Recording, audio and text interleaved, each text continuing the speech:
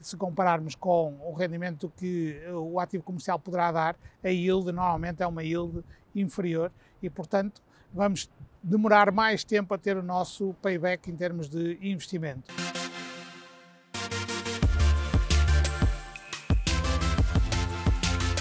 Olá a todos, espero que estejam muito bem desse lado. Hoje trazemos um vídeo um bocadinho sobre investimento imobiliário, se devemos ou não, ou pelo menos quais são as diferenças entre investir em imóveis residenciais ou habitacionais e não residenciais ou comerciais.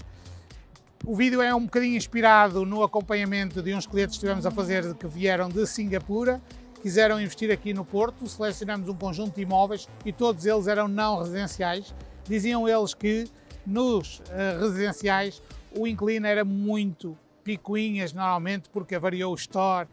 não está a funcionar esta questão, o vizinho faz muito barulho e que, portanto, eles hoje em dia preferiam investir no mercado não habitacional e, portanto, lembrei-me de vos trazer estas diferenças entre os dois mercados. Julgo que a maior parte de vocês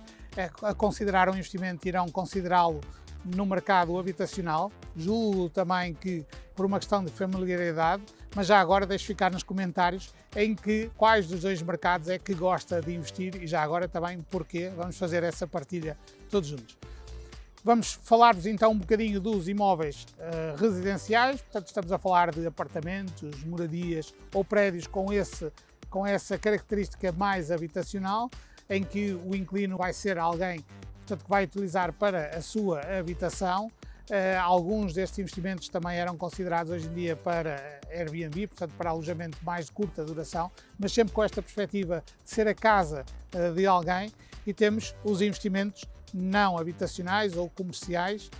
que são investimentos em lojas, em escritórios, em armazéns, portanto outro tipo de perfil de inquilino, um perfil muito mais empresarial e, portanto, com uma perspectiva muito mais financeira ou de produção da sua atividade económica. Vendo agora as vantagens de uma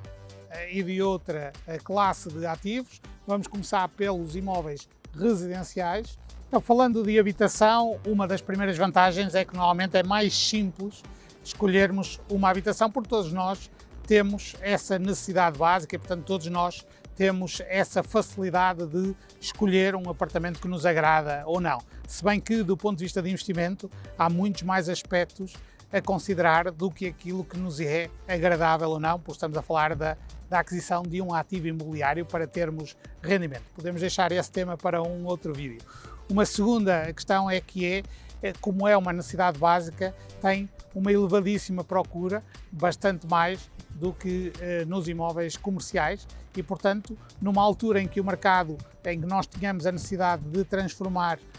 um ativo em liquidez, portanto, também será mais fácil e, portanto, é, à partida, um ativo com maior facilidade de conversão ou de venda nos momentos de maior perturbação do mercado ou no momento de descida do mercado. E, por último, temos também a clara vantagem de ser mais flexível, porque podemos fazer um arrendamento ao dia, se quisermos utilizar, imaginem, um apartamento durante 6 meses e os outros 6 meses podermos arrendá-lo,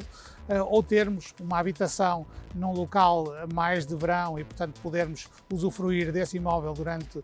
um mês e arrendarmos depois durante os outros 11 meses, ou então podemos fazer contratos de longa duração de 30, eu julgo que ainda é possível fazer também de 35 anos, e, portanto, estas 4 vantagens são normalmente aquilo que faz com que um investidor numa fase inicial que vem para o mercado imobiliário opte por este tipo de ativos. Em relação às desvantagens, porque nem tudo é perfeito, o mercado da habitação claramente também tem as suas desvantagens e uma delas é um menor rendimento do que os ativos comerciais. Portanto, por norma, estes ativos, se comprarmos um apartamento pronto a habitar, se compararmos com o rendimento que o ativo comercial poderá dar, a yield normalmente é uma yield inferior e, portanto, vamos demorar mais tempo a ter o nosso payback em termos de investimento. Uma segunda característica tem a ver com alguma legislação específica que existe para a habitação e até maior alterações legislativas no caso da habitação,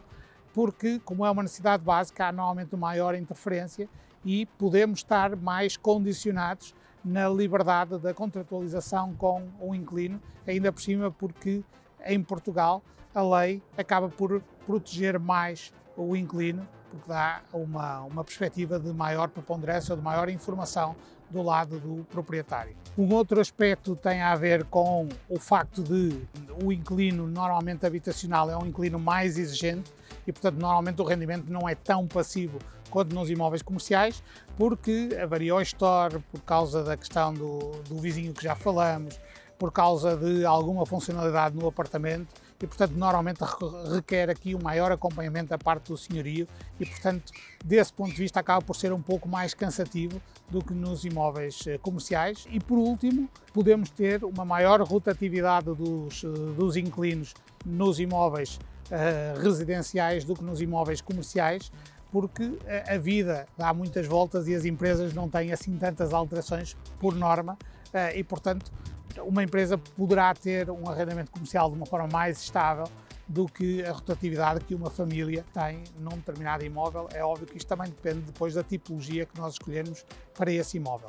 E por isso, uma das dicas ou de algo que eu gostava de deixar para vocês também refletirem é poderem investir nos imóveis comerciais, que têm normalmente a grande vantagem de as obras de adaptação ou de renovação serem feitas pelo próprio inquilino. Portanto, desse ponto de vista, quando há uma rotação de atividade económica, principalmente na questão das lojas, nos escritórios não se põe tanto, mas poderemos ter, portanto, uma adaptação ao próprio negócio e, portanto, desse ponto de vista, ter aqui o investimento na renovação é feito pelo próprio inquilino. Uma segunda questão é que normalmente os contratos são mais longos, as empresas não gostam de estar a mudar do seu local ou da sua atividade económica com tanta frequência, a não ser aquelas empresas que estão numa fase mais inicial e que poderão ter crescimentos mais rápidos, ou então poderão não dominar tanto a sua atividade económica e, portanto, por esse motivo, terem uma maior rotatividade. Um aspecto que é sempre crítico nos imóveis comerciais é a parte da localização e aqui poderá ser efetivamente mais complexo qual o ativo imobiliário a adquirir para a minha carteira, porque uma diferença de 50 metros na localização de uma loja ou na orientação de uma loja pode fazer grande diferença depois na sua rentabilidade e na sua facilidade na troca de inquilino. Também as yields são normalmente mais elevadas e há um aspecto que é preciso sempre ter em conta: as yields são mais elevadas porque o risco também é um pouco mais elevado, porque se nas alturas de quebra económica de um país, portanto do crescimento económico de um país, há uma maior, ou poderá haver uma maior dificuldade na venda desses ativos ou na ocupação desses imóveis. Mas claramente que a grande vantagem é difícil alguém que está com uma loja arrendada ligar porque tem um problema em termos da loja, a não ser problemas de infiltrações que normalmente dependem aí do condomínio, mas por norma é um rendimento muito passivo, muito tranquilo e, portanto, é claramente um ativo que temos em carteira e que está a valorizar, muito semelhante aos investimentos financeiros que se podem realizar com montantes semelhantes. Bom, e portanto, quando vai investir em imobiliário, aquilo que deve ponderar é se quer ter um papel mais interventivo e uma proximidade maior em termos de acompanhamento do imóvel e do inquilino, com alguma rotatividade que vai ter, ou se preferirá ter um ativo que pode ser um pouco mais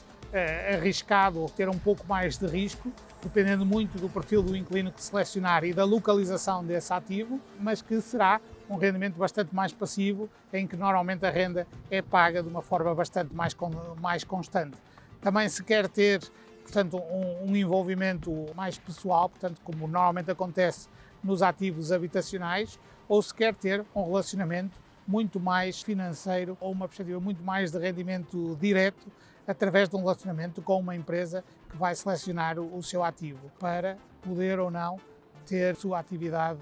económica a desenvolver-se de uma forma mais tradicional e até eventualmente por um período bastante mais longo. Deixe ficar as suas observações, deixe ficar também quais são as suas experiências e termino com este exemplo. Nós temos um escritório que está arrendado há 4 anos, portanto, de uma forma regular é paga essa renda. O senhorio não teve que fazer qualquer tipo de modificação quando nos deixou arrendar aquele espaço. Nós habitualmente vamos melhorando algumas condições para podermos ter também uma melhor visibilidade, uma melhor utilização daquele espaço e, portanto, julgo que é uma relação muito profícua